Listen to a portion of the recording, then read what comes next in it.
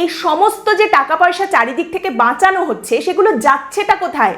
এমন একটি জগদ্দল পাথরের মধ্যে সেটা ঢুকে যাচ্ছে, যেটার কথা আপনারা সকলেই জানেন, চর্বিত দর্পণ। কিন্তু আবারও এই কথাটা একবার মনে করিয়ে দিই, এই টাকাগুলো কোথায় যাচ্ছে। গত বছর লোকসভা ভোটের আগে লক্ষ্মীর ভাণ্ডারে মাথাপিছু মাসিক বরাদ্দ বৃদ্ধির পরে লক্ষ্মীর ভাণ্ডারের উপভোক্তা সংখ্যাও বেড়েছে এবং সেই সংখ্যা 2.21 কোটি ছাপিয়ে গেছে।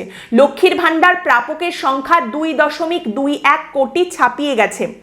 ফলে 2024-25 অর্থবর্ষে, যেটা বিগত আর্থিক বছর, এই লক্ষ্মীর ভাণ্ডারের খাতে 14,400 কোটি টাকা বরাদ্দ হলেও চলতি বছর মানে 2025-26 অর্থবর্ষে এক ধাক্কায় আরও 12,300 কোটি টাকা বাড়ানো হয়েছে লক্ষ্মীর ভাণ্ডার খাতে।